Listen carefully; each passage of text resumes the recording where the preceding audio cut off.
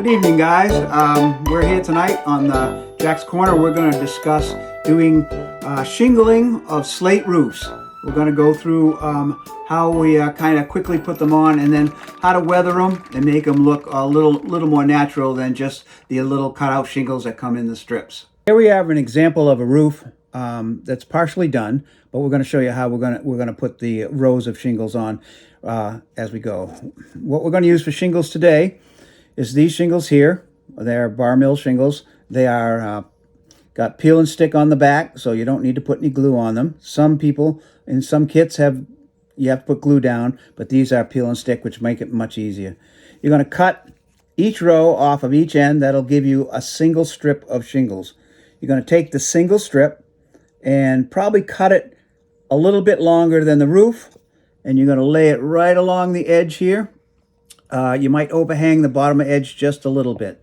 Now that gives you individual, it looks like individual shingles the way it's cut. The next row we're going to put up, we're going to do the same way, cut one a little longer, and you can see that if we take a half a shingle and take the split from the next row up and go to the middle of the little shingle right below it and space it that way all the way across, that'll give you an offset of a half a shingle for each row. So each row will be offset one half of a shingle, single shingle, all the way to the top. So that's way you're going to get this nice even texture back and forth of the way the shingles lay on the roof. If you look here, what we've done up in this bare spot, you can see some pencil lines. I put some guidelines in. Basically, they're not exactly the width of the shingles, but they're close. And then that gives me an idea whether I'm tipped or I'm straight. I'm trying to keep them straight across. It gives me an idea. If I don't come right on the line, it's no big deal. So I would shingle that all the way to the top. And the easiest way to do this is, if you can, do it when the roof is flat and it's not folded yet, so it's flat. And then you can just flip it over, take your knife.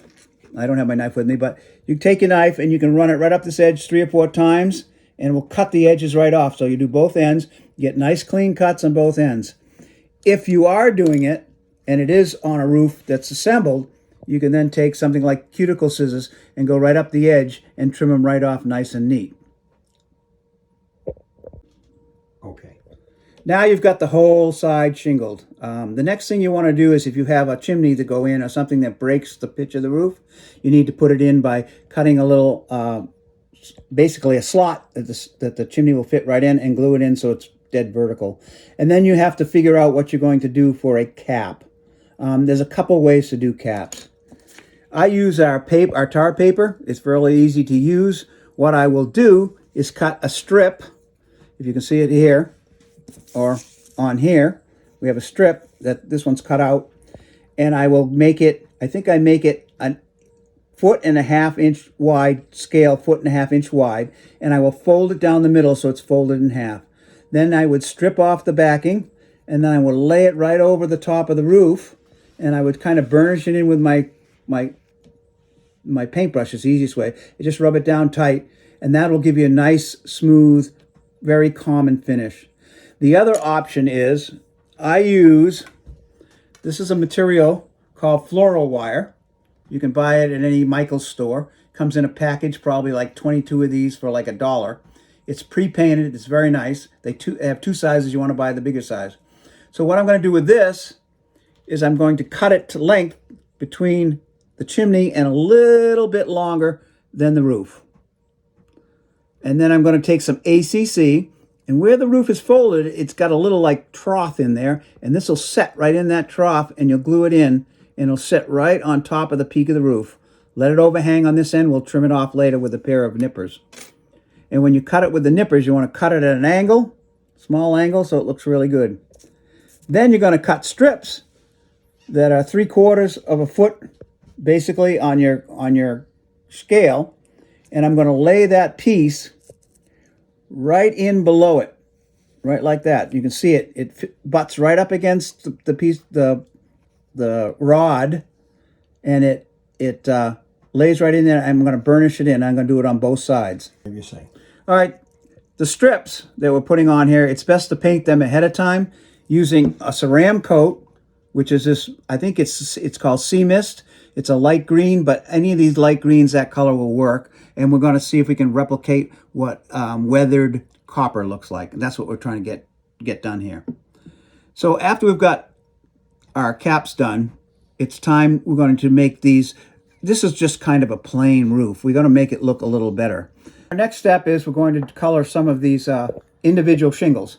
We're going to use an ink and alcohol, and it's 2 ounces of alcohol and 10 drops of Higgins India permanent ink. I'm going to dip it's probably a 00 brush, and I'm going to, if you look at this, I'm going to lay it on just one of these little bitty, each individual shingle. It's a random thing here. You're going to do them here and there and all over the place like this. You may need to do a second coat. You may not. Sometimes it's dark enough and sometimes it isn't, depending upon the medium that you're working on. So you're going to go all along like this. And that's basically what we're going to do. You can do a couple in a row like that. You can do singles. You can mix it all up. I'll show you in a minute what it looks like when it's done, and it'll show you what the random effect looks like. The other thing I like to do is I like to put a shadow line in, believe it or not. And that's where one shingle meets the row below it. I'm just going to draw this right along. It looks really dark here, but it's going to lighten up quite a bit. It's going to lighten up quite a bit. And if you fudge it up a little bit, it's not bad. But what I'm trying to do is, if you look right here, you can see that shadow line that's going right across there. And it brings out each row of the shingles. This is going to dry up a light. You can see over here how light it is going to get, so it's all going to get lighter. So you might have to go back over these tiles. It takes a little bit longer, but when you're done, it has a great effect. So basically, I'm going to do every one of those lines probably twice, and I'm going to end up with that shadow effect. So what we're looking at when we're done, is I'm going to flip this over, is a much more interesting roof that shows all of you can see we have the different colored shingles. And if you look really close, you can see, if you really look, you can see the shadow lines. And then we've just put some weathering or pan pastels to drip it down so it would be like soot. And then a little bit of the rust-colored pan pastels to make it look like rust running down the roof. And then what we'll do is we'll do a dry brush with white. This is regular plain old white apple barrel 50-cent craft paint. And I'm going to do a dry brush. And with a dry brush, I'm going to dip it in my paint. I'm going to scrub off as much paint as I can. And then I'm going to draw it from the top to the bottom here on all of this, just a little bit to highlight the edges. And then I'm going to dry brush all the way across these. Both of them, both of the caps. If you get a little on the thing, it's not going to matter. And then when that dries, I'm going to let it dry for a while. I'm going to go over it with a little ink and alcohol and dull it down, and it's going to look like it is copper that has been weathered. And that's basically what I do with my slate roofs. Here in my hand, I have a kind of an idea of what this all looks like when you're done. It kind of fills in the whole thing. And we hope to have a couple questions so you can get all your questions answered, and we'll see you a little bit later.